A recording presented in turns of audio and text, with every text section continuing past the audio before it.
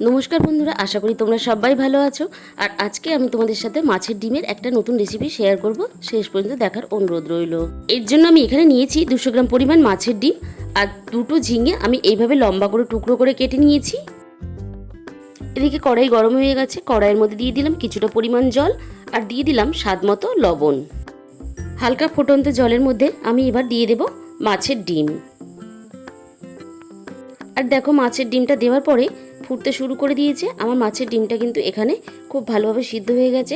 আর এইভাবে জলের মধ্যে লবণ দিয়ে মাছের ডিম সিদ্ধ করে নিলে ডিমের মধ্যে লবণটা খুব ভালোভাবে ঢুকে যায়। ডিমের যে একটা আঁশটে গন্ধ থাকে সেটাও কিন্তু আর থাকে না। তেলের মধ্যে আমরা ডিমটা যখন ভাজবো তখন একটু ডিমটা ফাটবে না। খুব ভালোভাবে সিদ্ধ হওয়ার পরে আমি ছাঁকনি দিয়ে ছেঁকে একটা বাটির মধ্যে ডিমটা তুলে নিলাম। এরপর আমি ডিমের মধ্যে দিয়ে দিলাম কিছুটা কুচি করা পেঁয়াজ, দিয়ে দিলাম অল্প পরিমাণ কাঁচা লঙ্কা। আমার কাছে কাঁচা লঙ্কাটা কম ছিল তাই কম দিলাম। দিয়ে দিলাম অল্প পরিমাণ ধনেপাতা কুচি আর দিলাম এখানে ছোট বাটির 1 বাটি পরিমাণ বেসন। আমি যদি বেসনের প্রয়োজন হয় পরে দেব। আর এখানে দিয়ে দিলাম স্বাদ মতো লবণ, সামান্য পরিমাণ হলুদ গুঁড়ো আর সামান্য পরিমাণ ঝাল লঙ্কার গুঁড়ো। এবার সব কিছু খুব ভালোভাবে হাত দিয়ে আমি মেখে নেব। মেখে নেওয়ার পরে আমার কিন্তু এখানে মনে হয়েছে আরও একটু বেসনের প্রয়োজন, তাই আমি আরও একটু বেসন দিয়ে দিলাম। এবার খুব ভালোভাবে সব কিছু একসাথে আবারও মেখে নিচ্ছি। খুব ভালোভাবে কিন্তু আমার মাখানো হয়ে গেছে। এবার কড়াইয়ের মধ্যে আমি দিয়ে দিলাম পরিমাণ মতো সাদা তেল। তেলটা গরম হওয়ার পরে আমি কড়াইয়ের গায়ের মধ্যে একটু এইভাবে লাগিয়ে দেব।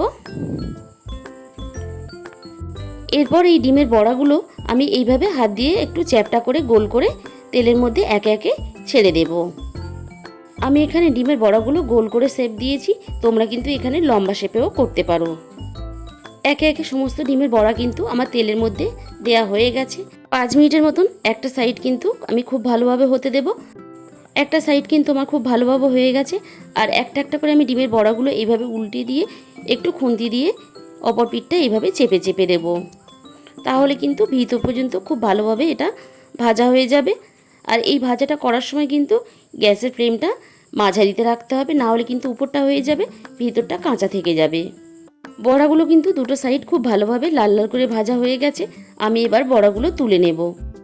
আর এই মাছের ডিমের বড়াগুলো এইভাবে ভেজে শুধু মুখেও খেতে খুব ভালো লাগে আর গরম ভাতের সঙ্গে কিন্তু খেতে খুবই ভালো লাগে। বাকি বড়াগুলো আমি এইভাবে তেলের মধ্যে ছেড়ে দিলাম। এবারে এটা ভাজতে থাকুক, আমি একটা পেস্ট বানিয়ে নেব। এর জন্য আমি এখানে একটা গোটা টমেটোর অর্ধেকটা নিয়ে নিলাম আর দিয়ে দিলাম কয়েক টুকরো আদা আর দিয়ে দিলাম পরিমাণ মতন কাঁচা লঙ্কা। তোমরা কিন্তু ঝালটা এখানে কম বেশি নিজেদের মতন করে ব্যবহার করবে। সামান্য পরিমাণ জল দিয়ে আমি একটা পেস্ট বানিয়ে নিলাম। বাকি বড়াগুলোও কিন্তু আমার একইভাবে খুব ভালো করে ভাজা হয়ে গেছে, আমি তুলে নিচ্ছি। এবারে ওই একই তেলের মধ্যে আমি দিয়ে দিলাম ফোড়নে গোটা জিরে, কিছুটা পেঁয়াজ কুচি আর অল্প পরিমাণ রসুন বাটা। এবার সব কিছু দিয়ে আমি খুব ভালোভাবে নেড়ে চেড়ে একটু ভেজে নেব। আমার পেঁয়াজ আদা রসুন খুব ভালোভাবে ভাজা হয়ে গেছে, কাঁচা গন্ধ চলে গেছে। এবারে আমি এর মধ্যে দিয়ে দিলাম সামান্য পরিমাণ হলুদ গুঁড়ো, 1 চামচ জিরে গুঁড়ো আর রঙের জন্য 1 চামচ কাশ্মীরি লঙ্কার গুঁড়ো।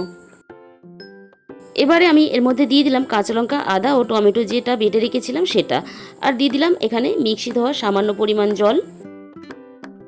এবার আমি সমস্ত কিছু খুব ভালোভাবে কষিয়ে নেব। মশলাটা কিন্তু আমার এখানে খুব ভালোভাবে কষানো হয়ে গেছে। মশলাটা খুব সুন্দরভাবে কষানোর পরে মশলা থেকে তেল ছাড়তে শুরু করে দিয়েছে। এবার মশলার মধ্যে আমি দিয়ে দিলাম কেটে রাখা ঝিঙের টুকরোগুলো। ঝিঙের টুকরোগুলো মশলার সাথে আমি 2 থেকে 3 সেকেন্ড একটু নাড়াচাড়া করে নেব। তারপরে আমি দিয়ে দিলাম স্বাদ মতো লবণ।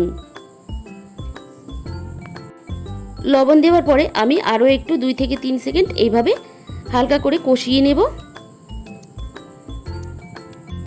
আমি কিন্তু এখানে খুব বেশি আর কষাবো না। এবারে আমি দিয়ে দিলাম পরিমাণ মতো জল।